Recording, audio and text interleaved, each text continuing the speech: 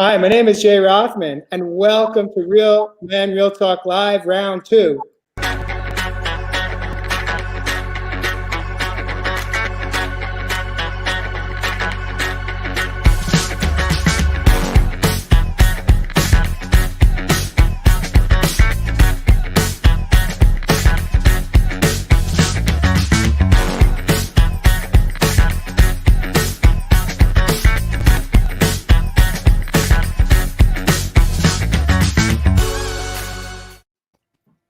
Welcome to the studio. Welcome to the show. We got Jeff Fasano coming in from Nashville, Tennessee. Josh Richard, my co-host, coming in from Santa Monica.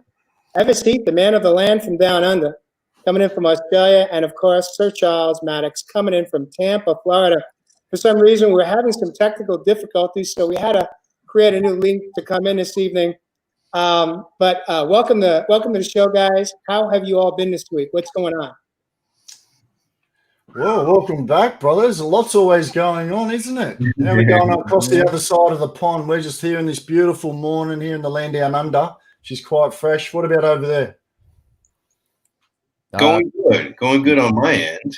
Just working, staying busy, working on these shows, and man, just doing the do, man. You know. Nice. I started back pre-production on Shark Tank, and it's been interesting. We'll keep it short. Oh man, it's been an interesting week for me. Wow. A lot of ups and downs, a lot of new choices to make, a lot of new directions to go into. I'm not quite sure where. I'm kind of like in that limbo stage of what do I want to do next here. Like it. Okay. I think a lot of people in that boat, my brother. Yeah. What do you reckon, Jay Rothman, man? I'll tell you what I reckon. I know that overseas in Australia this week it is Mental Health Month, I think, or Mental Health Week. We don't have it in the U.S. until I believe sometime in October.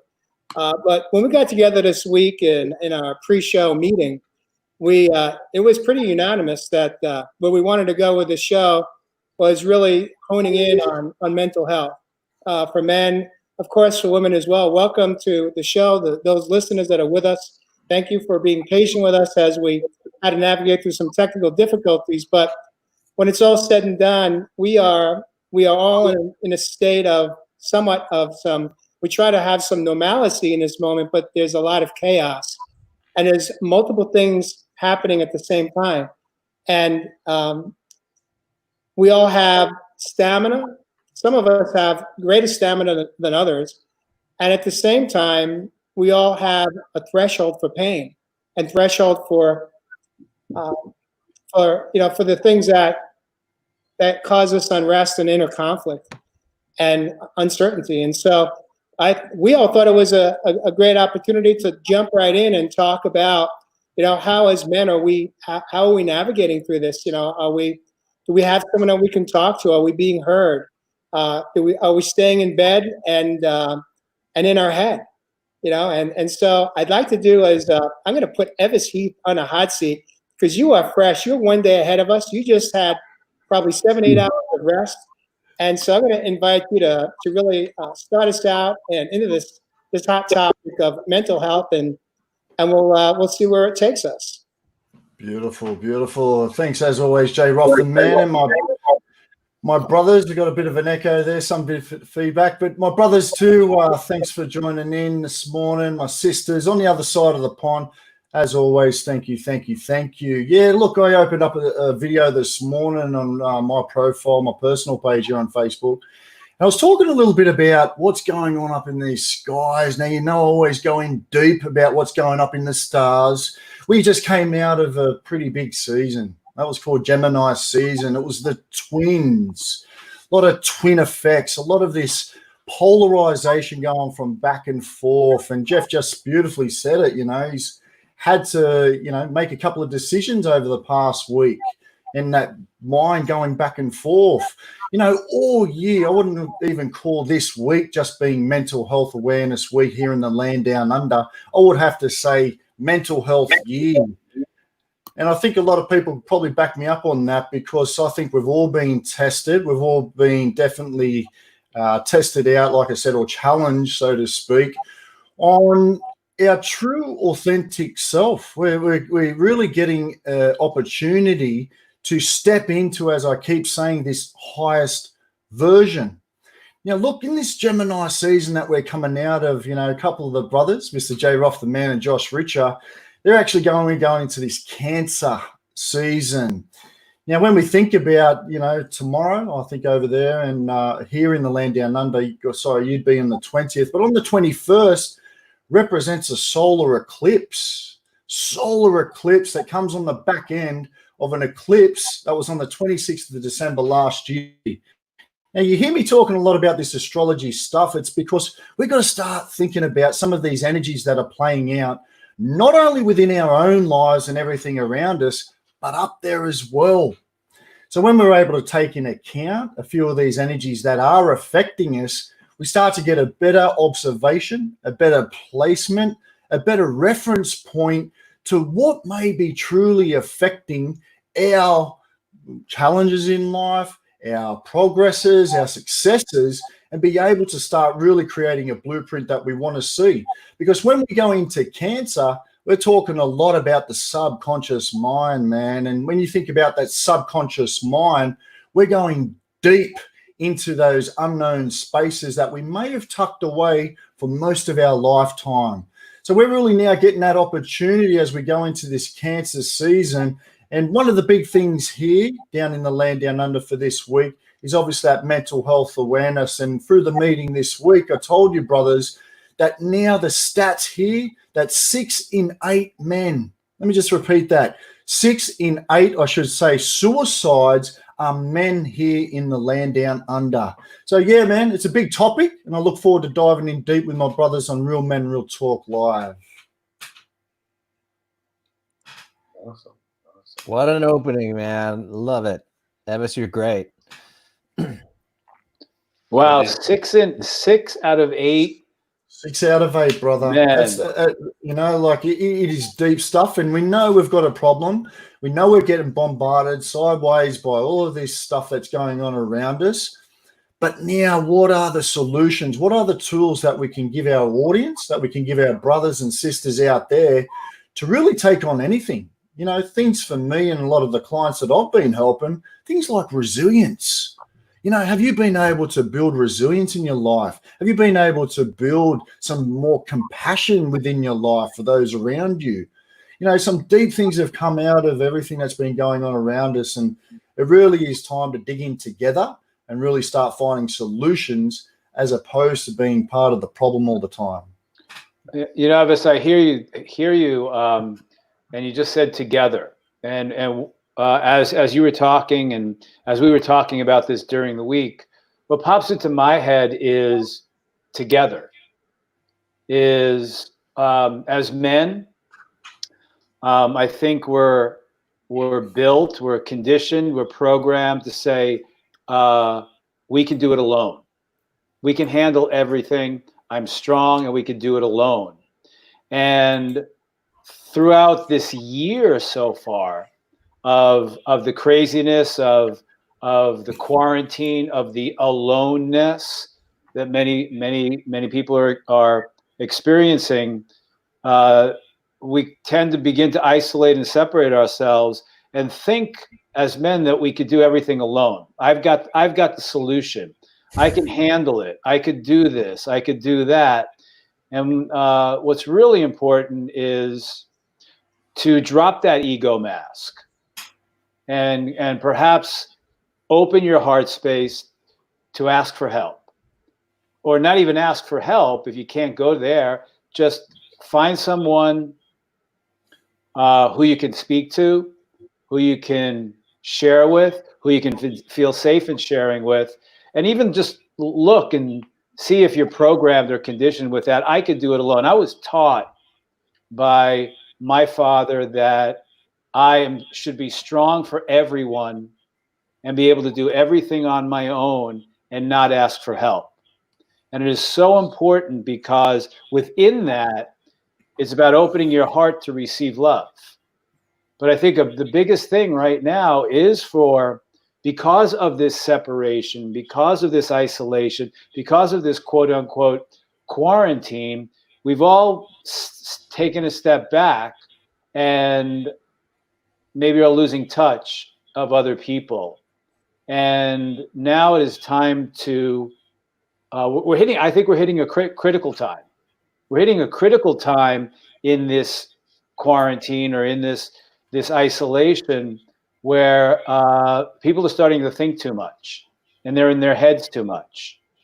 And it's really about dropping the armor and opening your heart and connecting with others and asking for assistance, help, or lending an ear. Well, and I think Jay called it too, like how much pain can we endure and stay in that guy mindset that we can handle this, we got this, we can do this, and positively building ourselves up to, constantly show up and grind through it and find a way. I think, as men, think about it. For hundreds of thousands of years, we would go on a hunt, and our entire job that day was to chase down that animal, exhaust that animal, and then drag it back. And so we get omni-focused sometimes, I think, and I'm guilty of this too. And I will fully admit with you guys, because we're on Real Men Real Talk, that I had a rough week last week and this week, and I wasn't feeling my strongest, my best, and I had to look at that. And I realized that even though we talk about this stuff and I coach others, that I got caught in it too, and that I got in that omni focus, and I got into that, I can just get through this next thing, and I can get through this next thing, and I hit my threshold this last week, and I had to stop and hit pause and say, wow. So I think it's kind of built into us as guys to just like stay on the game and stay in it until we finally grind it out and win. And so, yeah, I mean, it's so funny. Even when you're aware, you can still get caught in those patterns. And I'm just like you, Jeff. I was taught that, don't ask for help, keep, working through it on your own.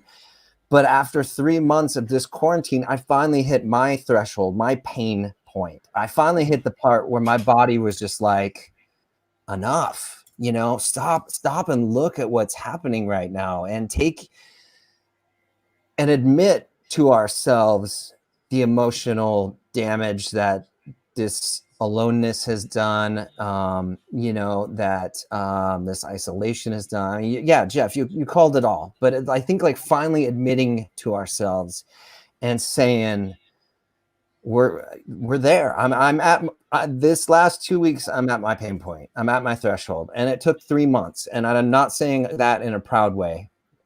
I'm just saying that this was my end, man. Like, I'm fried. I hit that wall this week too. I hit that wall today, as a matter of fact, folks. Oh, sorry. I hit it today. Interesting, brothers. Yep. I hit that wall today, where I was so disillusioned about so many things that I couldn't even focus on one thing. What's coming up for me is a lot of questions of what's important, what do I want to do on the other side of all of this, what I want to do now. I'm really going deeper within to question what is really, really important for me. And I'm finding some things that I thought were important really aren't anymore. So I'm in this limbo, this place. And as a guy, we always have to have that focus. What's going on? What are you doing? What's going on? How are you handling this? And right now, I'm in this limbo place where I'm kind of like calling audibles and on cruise control. And I'm in this just a kind of a place of confusion and not really sure what's going on, and I am so thirsting for so much more human contact out there. And so I've hit that wall today. Jeff. Thanks for sharing that, brother. Mm-hmm. Yeah, we're going to circle back to both you and Josh, but I'd like to invite Sir Charles to share what are you hearing in this conversation, and what do you know about yourself, and how are you able to manage your own internal temperature so that you stay regulated and you're not going high and low? That's my question, Charles, because you push so hard, man. You're doing so many things. You got shows, you got kids, you're balancing so many things. Like, where are you at right now? Like, where? Yeah, there's a big disparity too as well, and I've got Dr. Carl coming up hopefully soon, especially in the minority or Black community, right? We at times don't have those type of resources. We don't have the opportunity at times to go and see someone, to talk to someone, or at times we just have to deal with this. Fortunately, I think with all the stuff that I've got going on, I mean, even the other day, I think for me, I just kind of try to look at it on a different level. And I mentioned this the other day, like the stuff that I'm going through with my kid's mother, with all the stuff that I'm dealing with. I was actually for a second, and I say mad at myself, and I brought that up the other day, because I thought, you know what, man, let them have it. Let them have it. Let me go out and make a few $1 million this year. Let me not worry about what they're trying to take from me. And just like that moment in Shawshank Redemption, it was a breath where I was like, I don't even care what the judge has to say in the next couple of weeks. I can care less. I'm not going to allow that to steal my joy or steal the peace that I have, because I'm getting ready to start a new life now, right? Once this is behind me, I can go do whatever I want. So I kind of look at things on that level, even with what we're doing right now. When we talk about, shooting something, and it's like, man, you talk to people and we're like, yeah, we're going to shoot maybe in about 4 months. And, people are still scared. And you're like, whoa, I mean, if we can't shoot in a few months, we're going to have a problem. But I kind of don't let it get to me. I don't know why I've been able to fight it that way. But, there's some days where you don't want to do anything. And thank God you have other people who are holding you down, because, I might just go take a walk, or I might just, lay around for a few minutes. But I know that I have good people who are holding me down and working with me and working for me. So I haven't gotten to that breaking point yet, but there are times where, just like with Jeff and what you're talking about, Josh, where it's like, man, what next? What, you know what I'm saying? I mean, you get tired of the hustle, especially in what we do. We Totally are working for ourselves. And, if we don't put that food in on the plate, man, we don't eat. So you do get tired of having to recreate all the time. You do get tired of having to reestablish, to come up with something new, to pull out a tricks out of the hat. Well, yeah, and like so many of us too have like our job that pays the bills, and then a side hustle and another side hustle, or it's like the passion project, the thing that you're pouring your nights and weekends into in your extra hours, and it's like, yeah, what does that do to us after a while? Yeah, builds up, brother. It builds up. It does build pressure, and you got to let it out. And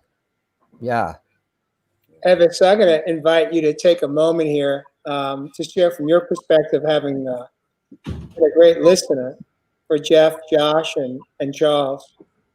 I'd like to invite you to share what are some of the tools that you have embraced in your own personal life as you juggle your own responsibilities, because that's really what I'm hearing a lot of in this conversation as men, is we have this belief system that everything comes before us. We've got our responsibilities, we've got the pressures, we've got the stresses, and then we've got all the outside influences kind of invading us, invading our space, our emotional space, our mental space, our physical space, and our spiritual space.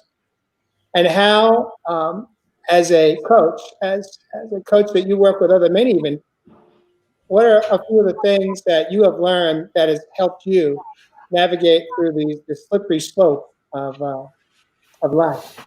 Yeah, big question, Jay, because, like a lot of the brothers, obviously, that I do help through their transformation, and, I always honor my brother's stories here on Real Men, Real Talk Live. But, a lot of people are hitting it right on the head. I'm just having a little quick look at our comments out there from our audience. And, we've got some really lit guests in our audience tonight. And look, one of them obviously said awareness. I mean, that's definitely the first step when we stop and become aware that, mental health maybe being a big part within our emotional health. I mean, you've just got to take a look and, I've always said this, that the body is symbolic of how that internal stuff is going on. So if you physically don't feel you're right, that intuitive nature of who you are, don't feel that you're right, you're probably on point. So we've got to start thinking about some of those emotions that are being projected from this mental health. This awareness, once we find that awareness, we're trying to find these solutions. And one of the things for me in particular, a lot of that I help a lot of people is being able to reframe certain thoughts and certain self-sabotaging talking that we're doing within our own self. We do take on a lot, like the brothers said, and particularly us as men, we are being challenged right now because everything that we identified ourselves to be as men, we've been asked to be really let go. I know a lot of brothers that have now lost their careers. So we're going to be challenged through economic crisis. I've got a lot of brothers that, are actually talking about going into different places or residential. So the residential forefront's going to come up. And that in turn is going to affect, obviously, relationships around us. So, look, we've got to go back within and find some of these self-help strategies. And a lot of the stuff that I am helping a lot of people with is connecting back out in nature. I mean, it sounds so simple and basic, but yourself too, Jay Roth, the man, and Jeff, said that he went for a swim this morning, that once you're out back in there, in that divine essence of Mother Nature, you start to reconnect, you start to align back to your body. And once you get that mind-body connection, then at least you're starting to come in sync with some of these other strategies that you can start helping your way through. Now, things like meditation, one of the new ones out there is EFT, which is emotional freedom technique, tapping. One thing for me that is very important, particularly as men, is finding or building a tribe. Let me just say that again. Finding or building a tribe of other men, that are going to support you through some of these mental health issues, but also that you can open up and talk about some of this stuff that you may have been weighing down most of your life. So, I mean, there's a couple of the techniques and, some of the method and modalities that I've used, Jay. And obviously one for me personally that keeps coming up is self-care. Scott out there said self-love, that's part of it. But building those healthy boundaries, are we taking on too much? Well, let's get up some self-help boundaries, some of the same self-care and self-help techniques that we give to other people. Can we apply those to ourselves? I mean, these are all new things for a lot of us men. But when we start to integrate it within our lives, we see massive, massive changes that not only help us for the present, but for our future self. Beautiful. And there's a lot of pressure, I mean, think about it. I mean, men, we've got to be able to take care of family. We've got to be able to whether it's husband or wife or whatever it is, man, or kids, we've got to be able to allow them to see us. We can't let them see us broken down per se. We can't let them see that we can't, put food on the table. We can't let them see that, we can't do certain things right now and take them places or just dealing with these issues that we have to deal with every day. It's a lot of pressure. As men, 100%. so-called Totally. providers, it's a ton of pressure. Yeah, I want to take a moment here, Charles. I want to thank you for sharing that. I also want to take a moment to honor both Jeff and Josh in this moment, because it takes so much courage to be honest and to show vulnerability in all of our relationships. Never mind the relationship that we have in Real Men Real Talk Live. We are live, coming in across the world, speaking in a format where we welcome a community to be with us and to support us. And so it takes a lot of courage, and I want to just acknowledge you for that. I want to take a moment. We have a special guest that's going to be joining us in just a few minutes here, but I'd like to break down what I heard, as well as what I've learned over my own journey of pain threshold, hitting it, being near death, and then figuring out how to come back, but come back in a way that would help me not live in that pain anymore, the emotional and the mental pain specifically. And one of the things, Evis has really touched on the physical part of it. There's also the nutritional part. We don't realize how much food impacts our neurological health. Our neurological health is the health of our brain. And we spend so much time in it thinking, obsessively thinking about things, and we don't realize how much of an impact our nutrition has on our wellness, on our mental health. So many clients that I start with, they're drinking 16 ounces of water a day, for example, if that. And the rule of thumb that I've learned in my own studies and research is it should be at least a minimum of half of your body weight, plus more if you're drinking caffeine, consuming caffeine, or if you're out in nature and you're in heat.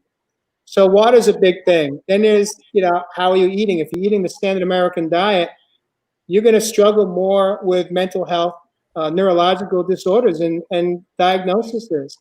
So nutrition is huge. You gotta be willing to consider making shifts in your life, getting off of dairy, eating less of acidic foods that are hammering your body and go more into the alkaline state.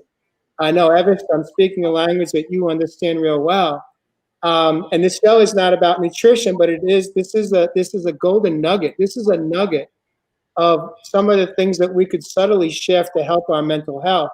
There's another one I want to share with you, which is I didn't learn this until I had hit my rock bottom, and I had to figure out how to do my life differently, because as that man living in a modern society, chasing that American dream, I had reached the end. I had reached the end of the road.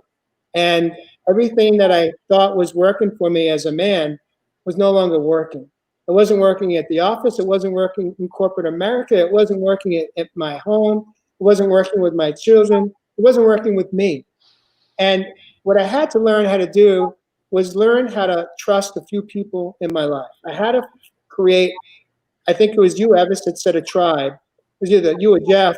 But ultimately, what we mean by a tribe is 1 or 2 or 3 people that we can feel safe with, that we can trust, that we could say, I'm hurting today, that we can have the courage to have those deep conversations and just say, I'm hurting. And just when we show up that way in that moment, it actually helps us.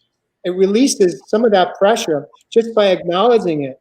And then by the time we even get to, if they may say, well, what's up? What are you struggling with today? By the time you share with them what it is, there's such like a release within yourself. You feel like a weight is lifted off your shoulders because you just needed to get it out. We just need to express it. Whether, and we could say, well, we're in isolation, so how does that work? Well, I'll tell you how it works. I don't use the phone anymore at all. For anything in my life, I avoid the phone like the plague, because it's just such a disconnection to hear someone's voice and not see them. So just like we are in this conversation now, for us to do a video chat, there's so many different platforms that we could reach. I have video chats with people across the world. and it doesn't cost me anything more than my phone bill. So connecting with people can be done through video chat. Even though we are physically in isolation, it doesn't mean that we have to emotionally stay in isolation. It's a choice. We can pick up the phone, we can get on a computer, reach out and have those conversations and say, oh, I'm really hurting today. And then just by putting it out there with someone you trust, it's going to change how you feel about yourself, and it's going to help. Like I know Josh, we had our meeting on Tuesday, and it was the first time that we were all back together since last Friday. And I asked you at the end of our meeting, I said, how are you feeling right now? And what was your answer to me? What'd you say? I think I told you not good. You said not good, but you said you're feeling better than when you got on the call, if I recall. Yeah. Oh, by the end. Yeah, absolutely. Absolutely. Talking to all you guys. It's just acknowledging it and looking at it rather than just stuffing it down. So what I like to do is I like to challenge, I dare not only the four of you in the studio with me today, but I dare all of our listeners out there to have the courage to learn how to trust, to find someone in your circle that you can trust, especially if you're a man and you're accustomed to holding it in and staying very, very private because you have this belief that you're weak if you express how you're truly feeling and struggling. And in fact, what makes us weak is when we don't. And I had to learn that the hard way. I had to learn that what women love more than anything else is a man that is vulnerable. Now, I'm not suggesting, screaming and rage and anger. That's not the kind of vulnerability I'm speaking about. I'm talking about the kind of vulnerability that we're having right now. Women are attracted. My understanding, that's what I've learned, that's what I've heard for 5 years now, is that they love a man that can show up and express how they're feeling, their darkest moments, as well as show up as men when it's appropriate. We don't have to be one or the other. We can be both. We have both testosterone and estrogen in our body. And we might as well start learning how to manipulate and use it to our benefit. So that's me breaking it down for you gentlemen this evening. Charles has a special visitor, a guest that he'd like to introduce. I'm going to invite you, Charles, to introduce us. And then I'm going to bring him into the studio. He's waiting in the green room right now. Yeah, this is Dr. Carl. He's actually, I'm working on a show actually on mental health. It's going to be an 8 days mental health, and Dr. Carl is going to be one of the experts on the show. And he actually himself suffers with mental health, but he has issues, but has a long track record of doing some amazing things with mental health. So hopefully we'll get him on and then I'm going to bring him in. How you doing there, Charles? Good. Hey, Carl, I'm going to need you to lower your audio feed on any phone, any device you have in the room with you, because we're getting reverb. It's going to be one of the experts. Yeah, so I want to thank you for you gentlemen for being here. And the whole idea that you're talking about here, I'm really liking the idea of kind of bringing the idea to the forefront about mental health with men. I think it's something that oftentimes we really don't acknowledge. Carl, you have your other device playing at the same time? So I want to thank you.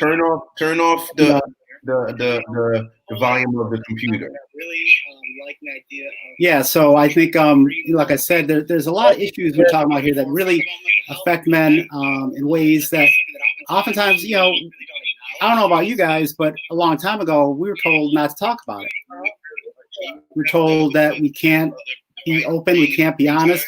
But I've learned in my experience, so I've been involved with 12-step program for a long time. I've gone through therapy, and I've learned, oftentimes it's the school of hard knocks, how to be open, how to talk, and how to be vulnerable. And that's something that is hard to come by for a lot of guys, to be vulnerable. Well, can you hear me right now? And so that's a real important thing too. Can't hear me. Carl, can you hear us? Yeah, I can hear you. But I've learned in my experience, so I've been Do involved. you have another device on over there? I do not. Can you turn the You have a tab open? on the tablet or the computer? Just turn off the volume on. And that's something that is hard to come by for a lot of us. I just got my one device on, Charles. Can you turn off the volume? Yep.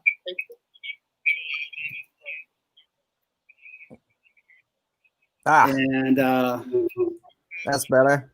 But now I've only got one form of audio, so I apologize. Is there a tab going on? I'm having a hard time. Do you have a browser tab going with our show on it? We're getting feedback. Yeah. I just got my one device on, Charles. Yes. Kill the browser tab and then. Yeah, well, like I said, I got the volume is down. That's better. But now I've only got one. Yeah, there's something playing over there. There's some device playing in the background. Yeah, I apologize, gentlemen. No, we want to hear everything you have to say. Yeah. It's called live. If you have another live broadcast, right? Now, do you have your browser open to Facebook right now? Is that better? Carl, do you have your browser open to Facebook? Yeah, I do. Close that. Close it, man. Bingo. How's that? Hey. That's it. Oh, there you go. Magic. Now we can hear all the beautifulness you need to share. There you go. That's what it's millennial in there to help show you what's going on. But nice, Jeff. Nice, Jeff. Let's start this all over again, then, right? Carl, that's it, brother. Can you share some of your mental health journey and kind of, and also, you've got a great background, so I definitely wanted you to let people let you know what you're doing right now in mental health and what you've done. Well, I started my journey when I was 18 years old. I was a college freshman, and like many people that age, I was experimenting with drugs and alcohol. I was away from home for the first time. I was in a very rigorous academic environment, and basically everything just kind of came to a head. It was the middle of my second semester. I had a major psychotic episode. I ended up basically catatonic in my dormitory room. The residence hall director basically came with a security guard, took me to the local Flint Hurley Medical Center. I was going to General Motors Institute. And that's where it all began. I was brought back to Buffalo, where I live now. And it was a really rough journey for a number of 7 to 8 years. I had a lot of drug and alcohol use. I was bouncing in and out of hospitals. I was just in every way struggling that you can imagine. And during that time, I really wanted to get better, but I didn't have the tools. I didn't know how to do it. And even though I was in therapy for all those years, I was really, trying to find my way out. I was grasping at straws. So what ended up happening was eventually I had a very fateful session with my therapist. And this guy, Dick, he was an amazing guy.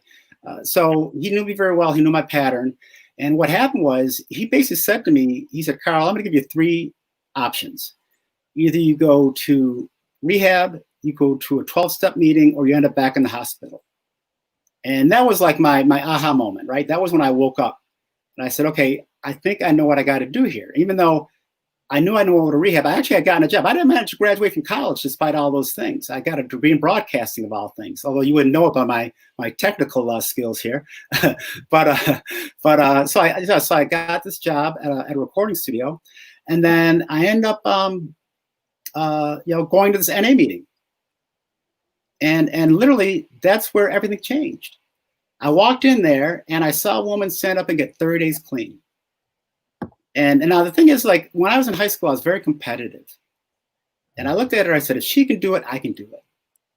And I used that as my motivation to go to meetings every day. I kept going to meetings. So what happened was, over time, I began to change my lifestyle. I began to, of course, get away from the drug and alcohol use. I began to gain more insight into my illness. I began to learn, and then eventually, gather the tools of what it would take for me to be healthy. And over time, after a few years later, I ended up going back to school. I ended up going to get my credential in addictions counseling. I became a counselor. And that's when things really began to pick up, and I began to learn more and so forth. Eventually I got married. I ended up having another episode, however, in 1995. That was kind of scary because my wife was pregnant with our first daughter. And that's when I made the decision to leave the field of addiction work. And then I went into higher ed. So I got a master's degree in student personnel administration. Wow. So I worked in higher ed for 12 years. But then towards the end of that career, I said to myself, I really want to tell people that recovery is possible. You know, that you can do it. So the first thing I did was I approached the people here in West New York at the local Nami chapter, National Alliance on Mental Illness. And I reached out to them. I said, hey, I want to just tell my story. So I went to a Nami meeting and I just shared my story. This is 2008. And I did that. And that's where everything changed. I began to become more active. I began to just on my own. Nobody was paying me to do this stuff. I was just out there speaking and connecting and doing some work with some local organizations. But then eventually it all came to a head. I had a meeting with my VP at the college I was working at locally. I was working graduate admissions of all things. So I had this meeting with the VP and she said, Carl, this isn't your passion, meaning working in higher ed. You need to find out what it is. So I already established some contact with local mental health agency. I've been doing a little per diem work with them. And that's when I made the shift. I went back into working full time as a counselor. And then I transitioned a few years later to working more in advocacy and education and training, which is what I do now. But it's been a real sort of winding journey that I've been on basically, well, since 1981. And today's my birthday, by the way. So happy birthday, man. So I'm really very grateful and thankful that I have this opportunity to be here, you know, and to share the message of recovery and to let people know, like I said, it's possible. And that's, you know, I'll tell you something. I've met so many people in different stages of recovery. I've met people that are just looking for hope. Yeah. And that's what we're talking about here, hope. Give people some hope. Hey, Jeff, can you, and then Josh, let's start with Josh. Can you kind of share with Carl some of what you've been feeling over the last couple of days? And then Carl, maybe you can just, from what you're hearing, just grab some words that kind of tie in. Well, Carl, I'm curious too. You sound like, were you dual diagnosis? Yes. Okay. Bipolar and co-occurring addiction. Yeah. Okay. It sounded familiar. I'm bipolar as well. And yeah, congratulations. It's a beautiful gift. I wouldn't trade it for the world. It is an amazing problem-solving brain, but it comes with some responsibility, which is it's hard to turn it off and it's hard to slow it down. And that's why so many of us do tend to abuse drugs and alcohol. It is for that escape of the mind. Like Jay was saying, we get stuck in that head. And so for us, it's a very racing mind and it's very hard to sleep. And I went to rehab as well. Well, no, actually, I didn't go to rehab though. Oh, okay. I went to the NA meeting. Okay. Because I know I told my boss I had a drug problem. And well, for me, these last 3 months, I think what Charles was getting at was that, you know, I thought it was okay to redline a little bit. I knew I was throttling into the, you know, when you're bipolar, you start to get to know where that threshold is. I basically tell people, if there's anybody out there with dual diagnosis, the best advice I have for somebody who's bipolar is shoot for 80%. And that's really hard as a guy. And especially when you know that you can achieve 150, 200%, when you know that you're capable of that, shooting for 80% feels like a failure. And it's hard to get used to 80% being you at your best. Because you feel like you at your best is so much more. So yeah, the last 3 months, and it's so, because I coach this stuff too, and I'll admit I'm embarrassed to say that I let go of some of the self-care and I throttled into that bipolar a bit because I was pushing to get my course out and things out that I thought were good for the world, good for the people. And I had to learn another lesson that, you know, bless the universe for teaching us this, was that it's not okay to let go of the self-care, even though you are doing something that's good or beneficial for others. And I know, Jeff, you have this tendency too. And so, yeah, I throttled too hard. And I kept thinking each week, just one more week, just one more week, just one more week. But as you know, that becomes imbalance and there's a crash after that. There's an emotional low. And that's what I had last week. Yeah. Yeah. You know, that's exactly where I'm at right now. I'm in that emotional lull right now where man, I'm going to admit this right now. It's like I don't feel productive. Such a guy thing. Like right now I'm going, I'm not even being productive. You know, I mean, I probably am, but I'm in this place of this emotional lull where so much has happened in these 3 months in my life that I'm just in this emotional place where today I was like, I'm not even being productive. I'm not even being productive doing anything. And then I brought in the doing part of it. And then I said, I have to do something. I have to keep on doing. I got to do something. I got to do something. And the more I was doing that today, the more that emotional lull hit me today. And then I just kind of just dropped. I dropped, and that's what I decided to go for a swim.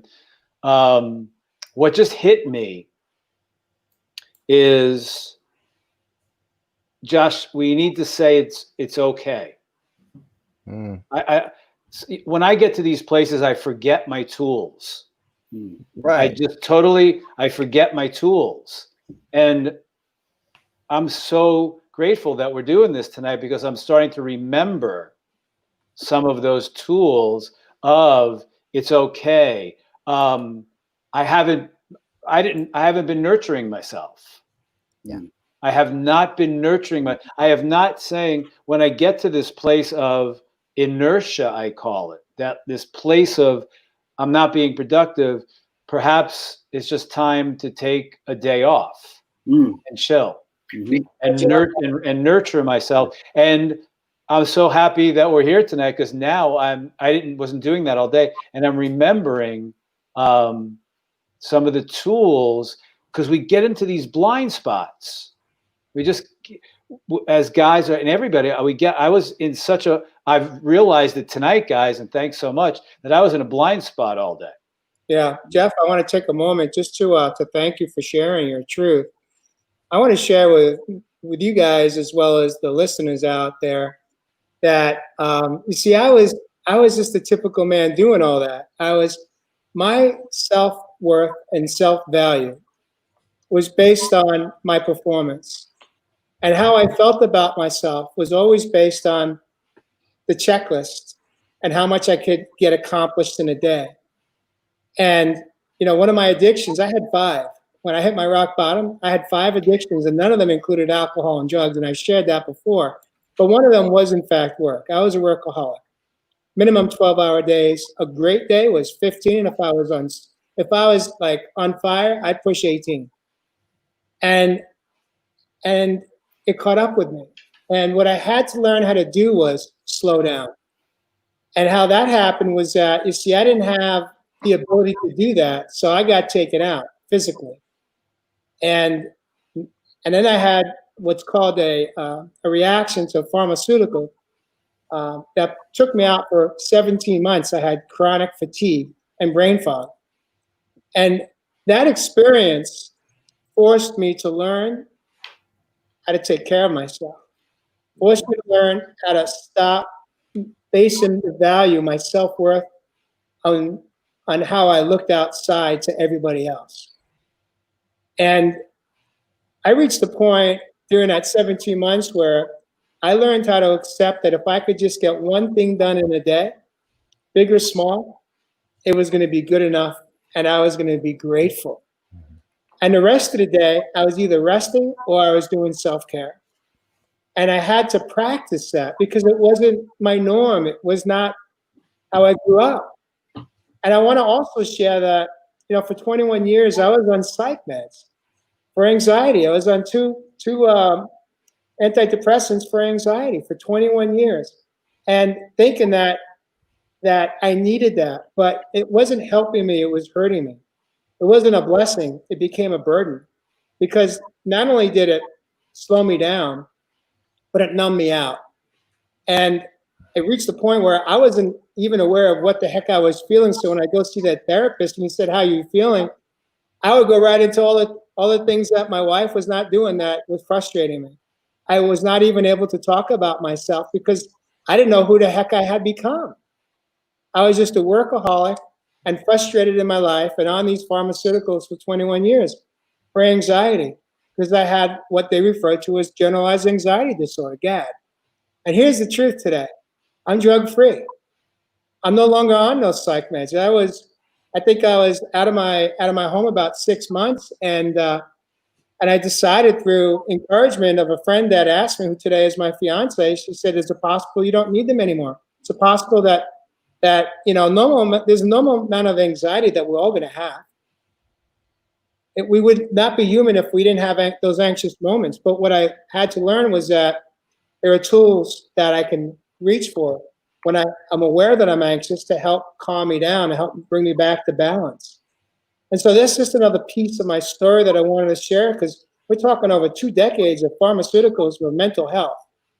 And today, I do get anxiety, but I know what to do to get myself out of that. And it's a whole lot better than how I showed up for 54 years of my life. But ultimately, what it really comes down to is that we as men have to be willing to break the chain of our old belief system, that our value and how we value ourselves is predicated on what we get done in a day.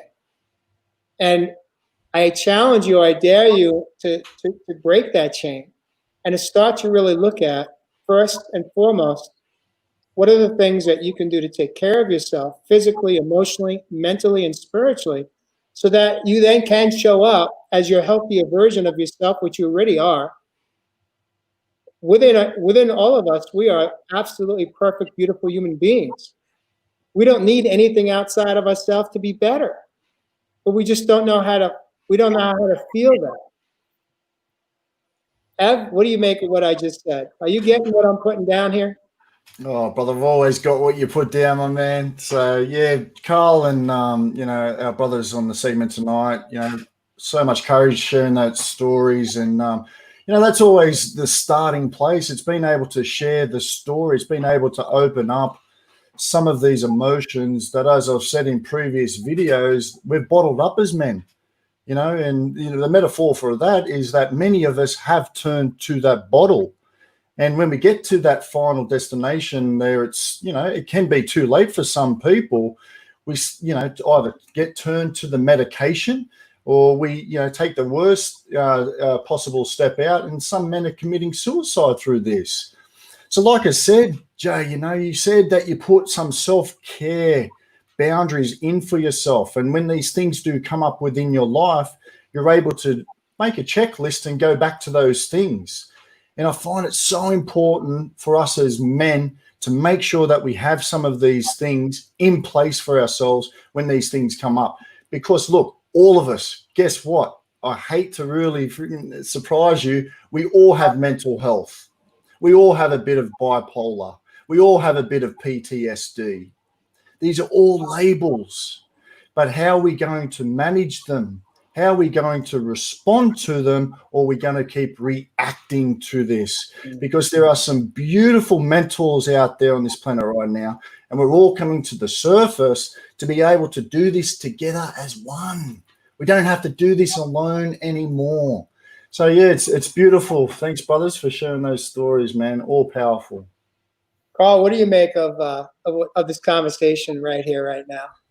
It's funny, Jay. So, I teach a lot about mental health. I do a lot of training. I don't know if you've heard of mental health first aid. I've been an instructor for a number of years in that program. And one of the things I always stress is self-care, right? And I think it's so vital for us to take care of ourselves because of the stress that we endure every single day. And I've learned, much of this through my education, but also through my personal lived experience about the benefits of self-care. I meditate daily. That is a huge, huge benefit to me. I exercise. I have a bike. I ride my bike.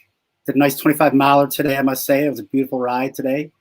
And I also have a great support system. I'm very fortunate. I've been married to my wife now. Next month will be 26 years. And I'll tell you something. I mean, she's just solid. So, you know, and I've also got my friends in my recovery program. So I've got, you know, a number, like we talk about tools, but all these things coming together support me in my ability to do what I do. Because if I did not have these things in place, none of these things would get done. And so I believe that it's important that we remember and take it down to what's really the most important thing is, if I can't take care of myself, how am I going to take care of anybody else? In other words, you know, put the oxygen mask on yourself first, and then help your neighbor. So, and you know, with what we've been going through COVID and through the recent events with George Floyd and Breonna Taylor and Rayshard Brooks, I mean, these things are boiling over in people's lives, and you know, frankly, people are really struggling. And you know what? If you don't have the tools to manage, then you will struggle with your mental health. People are dealing with anxiety like they never have. People that never had these issues before are dealing with them right now. And we're in a crisis, and it's going to get worse. I hate to tell you guys, but it's going to get worse before it gets better. I really believe that. And I don't mean to be pessimistic, but I think, unfortunately, a lot of people just don't have the capacity to know what to do when they're struggling and how to reach out and how to get that help. But what we need to do is to educate, like programs like this, educate people about what the methods are they can use to take care of themselves, whatever they may be, as long as they are productive, healthy, and positive. Quick question. Do you guys see this more prevalent in, let's say, our society? You know, because I know when I go away, man, and I'm on the island somewhere, I don't have these type of anxieties. You know, do we, you know, even with what Jeff was talking about, you know, sharing what he was sharing, I mean, do we put too much pressure on ourselves? You know, because I'm sure each one of us who puts that pressure on ourselves, and we have time, we don't even see some of the amazing things that we do until somebody says, Jeff, wow, or Josh, man, you know, Josh, you're running a set. You know how many people wish they could do what you do, man, and have the talent that you know, do and have, and put all of this stuff together, man. I mean, man, and I'm only seeing a piece of your talent. You know, Jeff, you're a talented photographer who has been around some of the biggest names in the world. I mean, is it okay just to not do something? I'm a big fan of Alan Watts, and he says, if you think all the time, then the only thing you have is your thoughts. You don't be. You don't be. It's time to be. So are we putting too much pressure on ourselves? Is it okay? Just, you know, when Evis goes out there, man, and he's just doing his exercise, he's just being. Josh, what's coming up for you right now? I'm feeling something coming up. What's going on? You know, the big turnaround for me, and it goes back to, you know, the pressure we put on ourselves and that belief that we are what we do.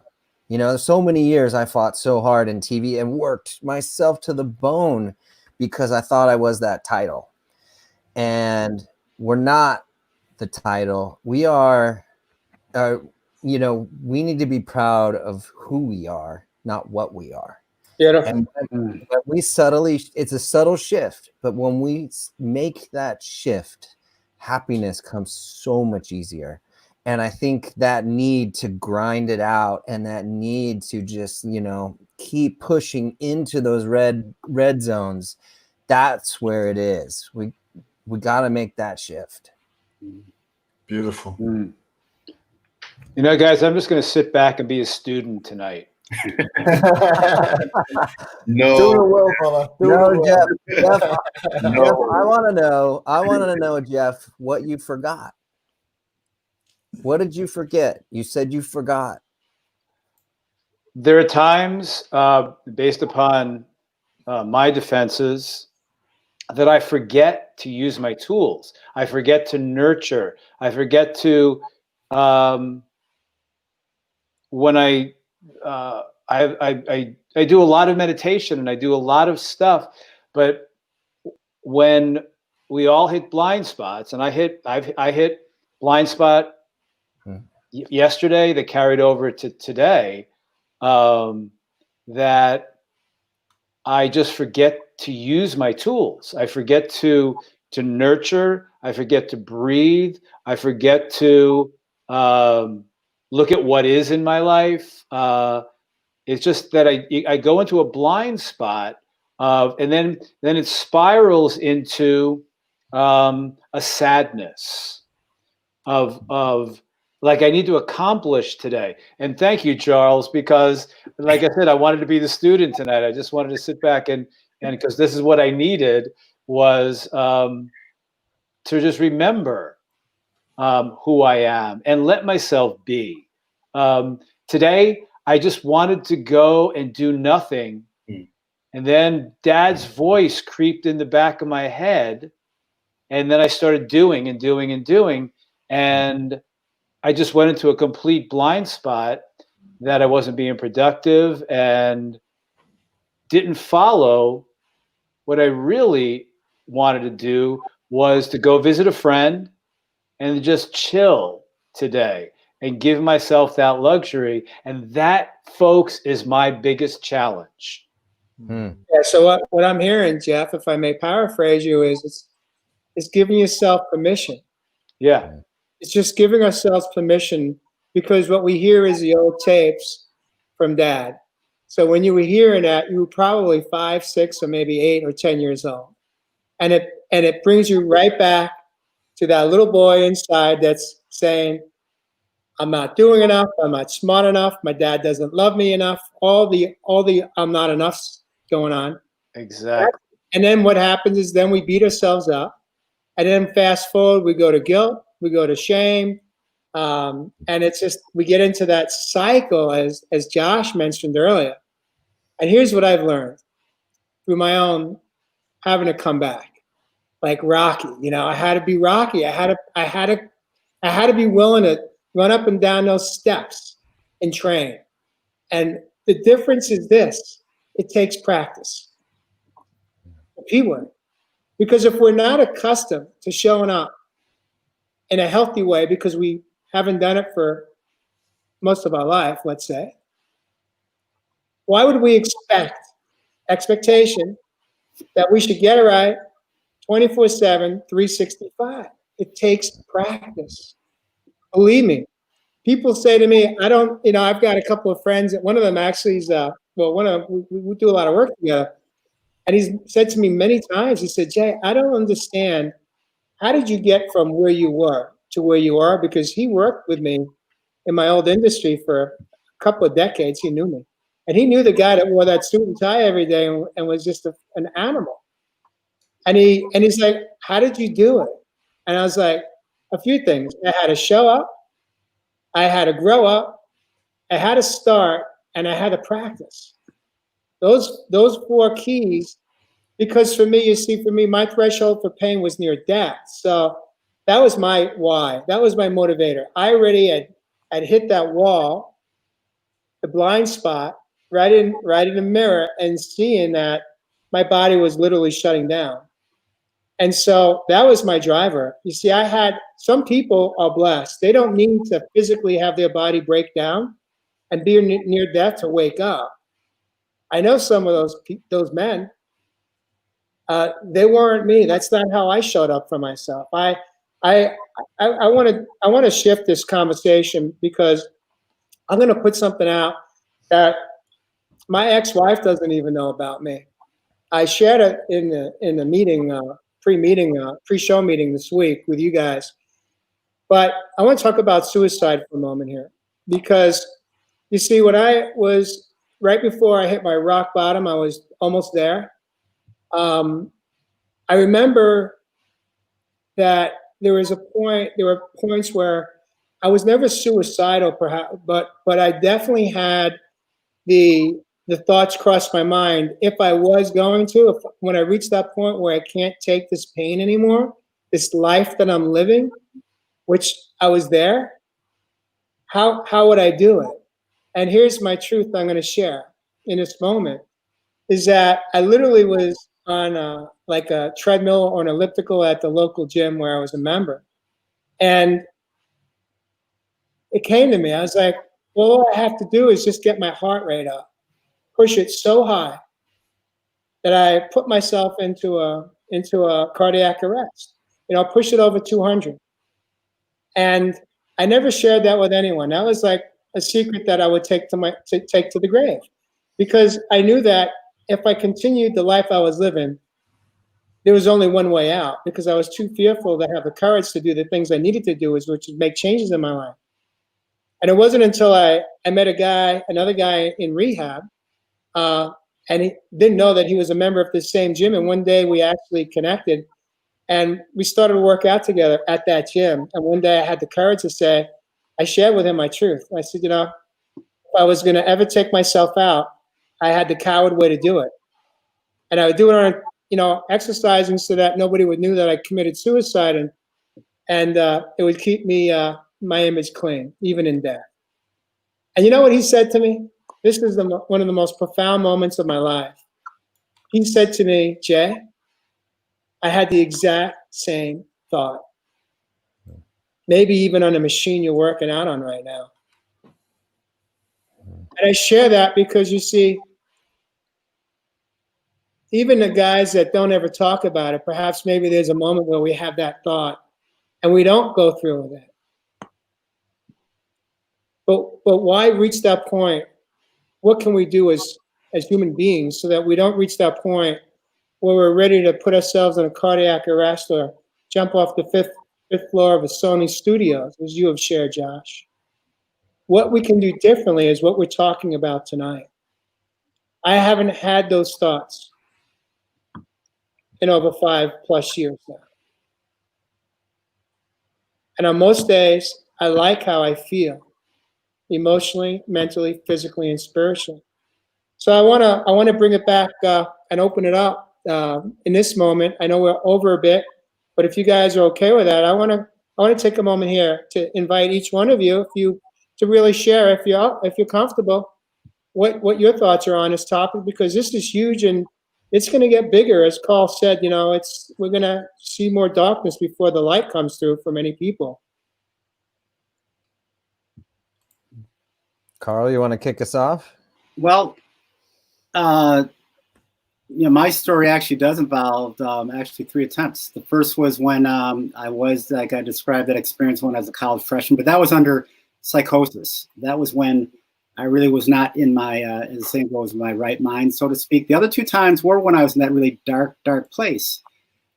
And so I know, and that was when I felt like I had no one I could talk to. I had no one I could communicate with. And I think that's kind of getting to sort of like what we were saying before about, it kind of ties in with self-care, but I also mentioned about the importance of me having a support system. So in my case, I've learned over time the value of being able to unload or vent or have, some type of catharsis.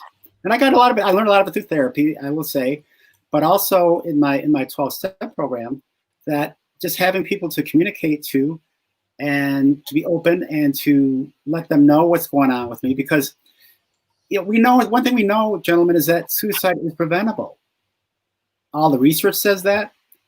All of the many people I know who have had attempts or have had those thoughts, we know that it can be prevented, but we have to know how to talk about it. And it's also important to know the signs as well, know what to look for. So, I mean, I've been in situations where I've had to ask someone, are you thinking of killing yourself? And that's not a very comfortable position to be in either. But as like I said, in my own experience, I just think for me, just knowing how to be open and just talk about what's going on inside of me and not bottling it up. When I bottle up my feelings, that's when things come out the wrong way. Let me ask a question. Yeah. Is what Jay was feeling or going through, is that mental illness, or is it just a moment of hurt? I mean, what is that, Carl? Is that mental illness, or? It's hard to say. I think sometimes we just get pushed to that point where we feel like we're in a state of despair, pain. Like Jay was saying, it's pain. And sometimes that pain is so deep that we feel there's no other recourse but to take that action. Now, mind you, for many people, it's just the thought. But then again, sometimes people take it further. But we know that, also suicide can be impulsive. sometimes people do it without fully thinking it through. And mind you, we know that when it comes to suicide, 90% have to do with mental illness. So 90% of cases of mental illness have some attribution to mental illness or addiction. So there is a correlation there. Mm-hmm. But in Jay's case, like I said, from what he's describing, at least, it's just at that place where you feel like I just can't do this anymore.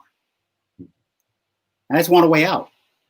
But if you can get through that time, like you did, Jay, if you get through that to the other side and get some perspective, then you realize, wow, that was okay.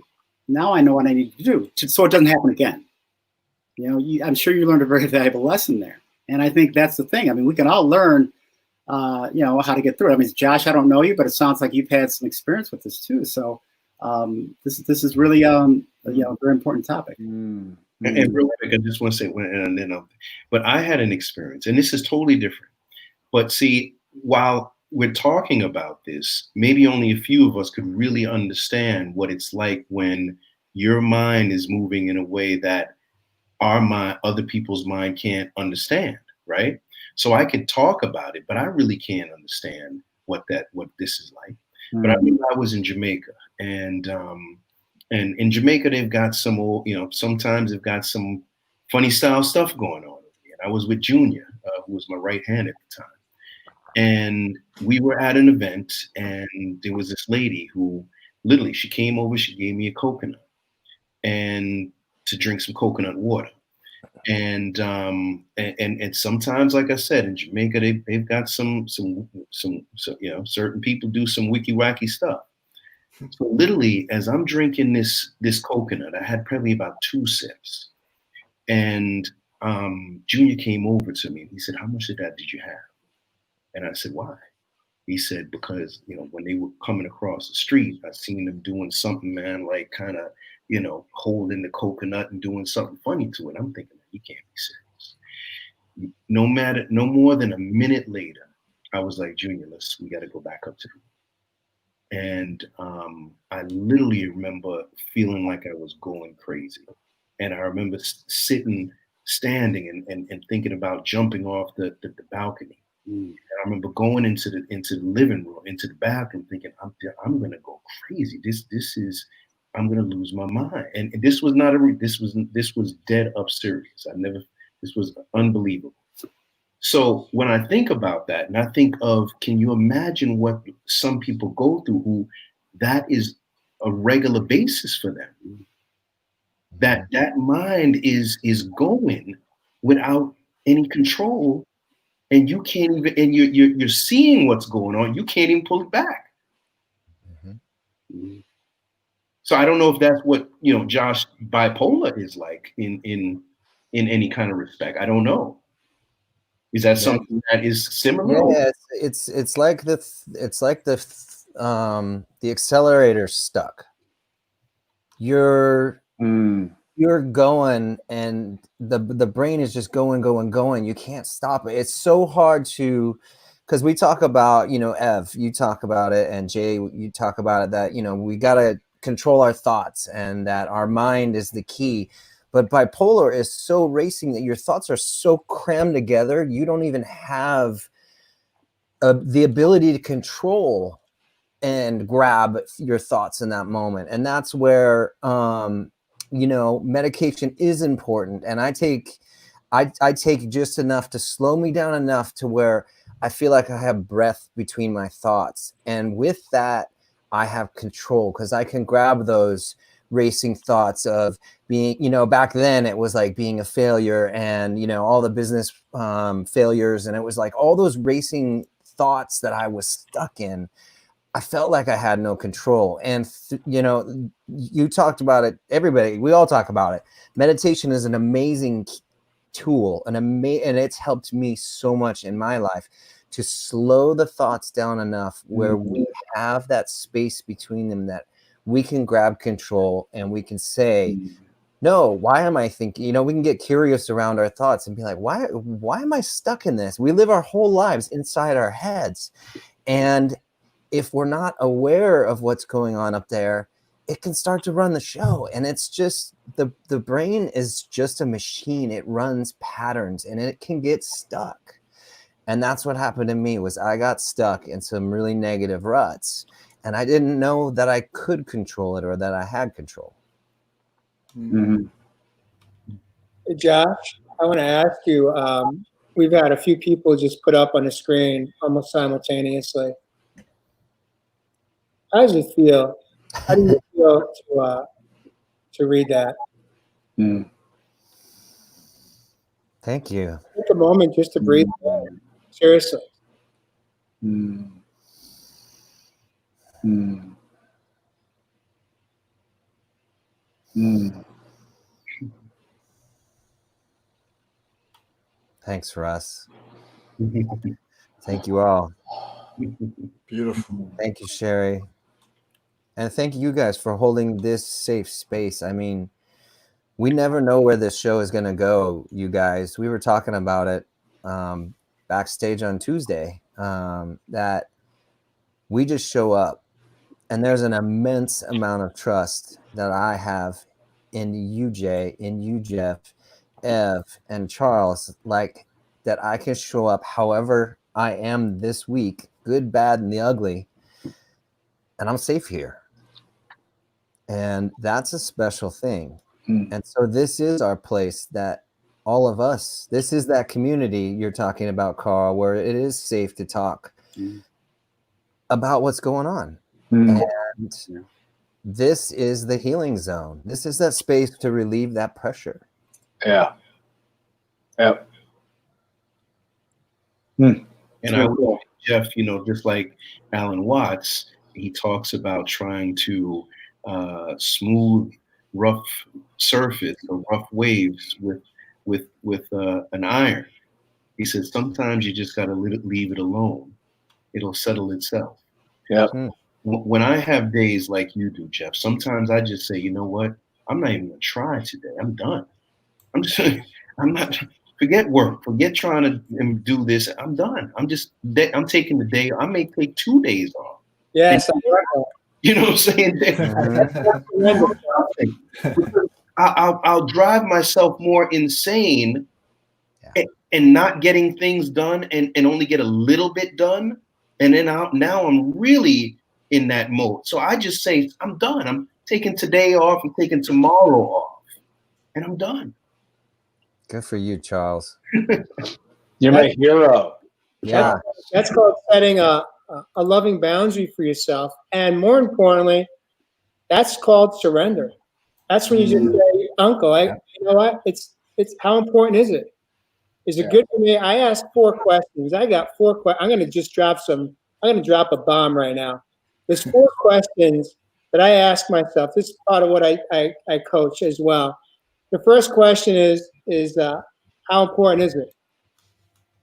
Right? Another one is, what's my motive? The third one is it good for me? And then the fourth one is, how old am I feeling right now? And any one of those 4 questions will give me my answer and tell me what my next indicated step is. What I need to do to put basically, Charles, what you described here, I'm going to break it down one more way. Please, brother. Bring it. Put yourself into a timeout. Yeah. You took yourself out of what wasn't working for you. You had enough awareness in that moment to say, no, this is not good for me. I need to put myself into a timeout so that I can get my balance back, so I could get my head back, And that's a form of self-care. Josh, go ahead. I was going to say, and you said it before, that's surrender. And I just want to make a slight distinction, because a lot of us guys get stuck in that word surrender. That's not waving the white flag. That's loving yourself. That's honoring what's happening. So I wanted to just share that misconception with surrender. It's not failure. It's not being knocked down and on the ground and saying, I can't. It's saying, what? Acceptance, brother. It's acceptance. Yeah, it's more acceptance for where you are. Taking the word out of surrender out, I like to use the word surrender, but for guys, maybe it's just accepting where we are right now. I just wanted to go back a little bit to suicide, because as we shared in our pre-show meeting on Tuesday, I had 2 friends in the last 2 years who committed suicide. One dear friend who I had known for 20 years. And I just remember how much pain he was in, and totally forgot all his tools and all the people who actually loved him and all the amazing, like you just said, Charles, when you said to me, Jeff, you're a great photographer and you've met and photographed some of the most prominent people in the country, in the world. And I forget that. And my friend who had accomplished so much and gotten to the pinnacle of his career as a dancer at New York City Ballet just forgot all of that, forgot what he had accomplished. And the pain just gets so deep that there is no alternative that he felt, and he just needed to get out of all of that pain that he was in. So what we've all been saying here tonight is when we're in that pain and feel that pain is the most important and critical time to reach out to someone, to open your heart and just reach out to someone. And that certain someone who you can trust so much, who is going to literally in that moment pretty much say, what are your needs? And I'm here to take care of your needs right now, and drop everything to be with you. And that's the bond or the relationships that we need to form on an intimate basis, where we can open up our hearts and feel so safe to say, this is where I'm at. And like Josh just said, we have that here. And that's what a great thing for all you guys out there to find that 1 or 2 people in your life who they release all judgment. They're not going to tell you what to do. They're not going to give you solutions. They're not going to tell you what you know. They're just going to say, I'm here to listen. What do you need? And tell me exactly what you need. I'm dropping everything to be with you right now. And that's really the key to all of this. Beautiful. I love that. Jeff Fasano, every week you step in and then you bring us home. I want to thank you for that. And what I'd like to do is I'd like to put a wrap on the show. In this conversation, I'd like to invite Evis to give us some closing thoughts. Oh, man, I could probably speak for all the audience out there. And as always, our brothers and sisters, thank you for joining in. The last couple of weeks, we've been diving in real deep on Real Men, Real Talk Live. And as I always say, Jay, we could definitely take away any one of these tools and implement them into our lives and see beautiful transformation, no matter what state of being we may be in. For me this year, it's been a beautiful awakening. And I talked a little bit about my story at the start of the year when I was doing a talk at the school. And I raised a question to a year 10 year. And funnily enough, the question was your idea of ascension. And there was one little girl, and she said to me, to reach your higher self. Can you believe that? To reach your higher self in year 10. And as I've gone through this year, we've gone through this coronavirus, we've gone through this racism now, we've gone through all of these things outside of self to really distract us from reaching that potential of our higher self. To packaging, cut a long story short, I've talked about tonight that we're as above, we're as so below. When you see some of these 7 principles, universal principles, hermetic principles, the tablets, they speak about mentalism, they speak about genderism, they speak about rhythm. Now, for me, those 3 things are really important and cause and effect at the moment. And when I talked a little bit about coming out of this Gemini season into Cancer, we go into what is called Leo, we go into a season of Leo, and that all is about your heart. Yeah, it's about your heart. You know, in Gemini season, we were stuck up here. We were stuck up in the mind. We were attacked. Our own corona was attacked. The corona is the sun. We're in a solar eclipse. The solar eclipse is when the moon and the sun comes together. It is finally at a balance. 0 degrees. Can you believe that? 0 degrees at the moment for us to create the balance within our own feminine and masculine principles. So I'm going to invite you, my brothers and sisters. Are you going to take this within, or are you going to stay without? Let all these distractions play a part of your life. Are you going to be able to implement some of this self-care into your life? Are you going to be able to show some compassion? Are you going to be able to forgive yourself? Maybe some past hurts. Are you going to be able to forgive those outside of yourself? Because when you come back to yourself and say to yourself that I am worthy, say to yourself that I'm enough, say to yourself that there is room to grow, there is room to expand, put some of these self-health and these other principles into your life. And like when I said, that little girl, she said that to reach your higher self, guess what her name was? It was liberty. It was liberty, brothers and sisters. We have a chance for freedom right now, but we've got to come out of here. When we go into that Leo season, as we come out of Cancer, to open up that heart, you've got to come from the place of that heart. But until it's blocked and you're not showing compassion within your own life and not finding that love within yourself, it's going to stay there. So other than that, my brothers and sisters, thank you, thank you, thank you. That's right. Wow. Wow. I'm speechless.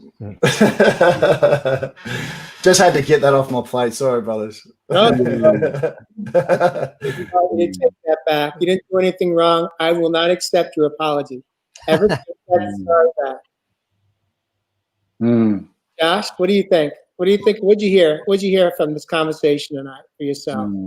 What's your number one takeaway, or few? Number one takeaway for me was, God,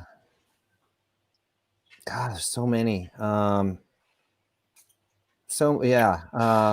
Circle back. Let me digest what Ev just threw out. We're going to rephrase the question. What are you feeling right now? What's your just takeaway? What'd you hear that you needed to hear tonight? I'm so grateful I can come here. And I'm so grateful for all the people who are showing up to watch this and showing up for themselves and showing up and saying, this is important right here. And I'm going to let this go and I'm going to be here. So I'll just keep it short and say, I'm just deeply grateful to be here with all of you tonight. Everybody watching, everyone. Thank you. Beautiful, brother. Charles, what do you got? Yeah. You know, at times, man, I haven't gone through some of these things, but I want to tell you, I'm an amazing channel for people's pain and understandings and what they're dealing with. That's why I do the work that I do, because, you know, even though I may not feel pain, I make documentaries on pain, right? Because I do feel their pain, right? Even though I may not deal with mental health issues, I do feel those people's pain because it resonates through me. You know, Alan Watts said, I'm going to quote him again, and I think I might have said this, but he said, the meaning of life is just to be alive. It is so plain and so obvious and so simple, and yet everybody rushes around in a great panic as if it was were necessary to achieve something beyond themselves. You know, I really think, and I've gotten to this place where it's really just about trying to just enjoy each moment, each day, look forward to the most simplest things. You know, there's nothing more I need to accomplish per se as far as business or anything like that. I want to be the best father I can be. I want to be the best son I can be. I want to be the best husband one day I can be. I want to just be the best servant of the Most High I can be. Those are my simple things, and it allows me not to focus on some of the stress and the issues that really can tear us apart and destroy our mental health. So, but even though I don't deal with those other issues that, where I may need therapy or medication, but God knows what tomorrow may bring. But thank you for these conversations, because it will help me if I do, you know, step into some of those situations. And I'm sure everyone on this panel watching right now can relate to something. We're all dealing with something. And that's why, I love this show, because we can come here and we can deal with it as family and friends, and it's important. And so even Jeff, we may not have every day this week may not have been amazing, but today was amazing for somebody, and that was good enough for me. Beautiful, beautiful. Thank you, Charles. Magic. Whew. Wow. I feel like my chair has been raised up, and I don't have a. You remember the old days we had the yellow pages? You know what I'm talking about. That's how high I feel right now. I want to take a moment to thank Carl for jumping into the studio. Thank you. Join us in this conversation from your home. I believe you said Buffalo. Yes. I want to take a moment to just thank all of you gentlemen, all of the listeners that joined us as well. When I started this show, it was to do exactly what we do each week, which is to show up as men and have the courage to open up and share our truths, share our vulnerability, and hopefully touch another life besides our own, touch another human being that right now may be in pain, may have come close or in at their threshold and are suffering, and to touch their life, to inspire them and give them hope that they no longer have to suffer. They no longer have to just survive, but they can learn how to thrive in their own life.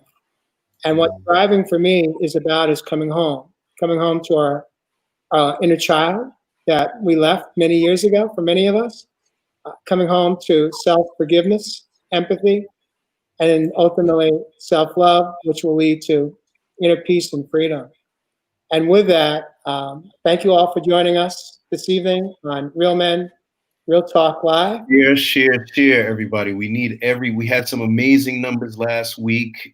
We need everyone to share. Please, start a watch party, right? I mean, it doesn't take much for you guys to press that button and start a watch party, just so other people can see what we're doing and be blessed by these conversations, right? Because we take an hour and a half, sometimes longer, just to share and bring love, man, and we really want other people to understand and to see the passion that we have for other people. So please, everybody, start a watch party, share this thing, keep showing back up so we can keep growing this, because we got some big plans for this. And man, just blessings. All right. Thank you, gentlemen. We'll see you next Friday night on Real Men, Real Talk Live.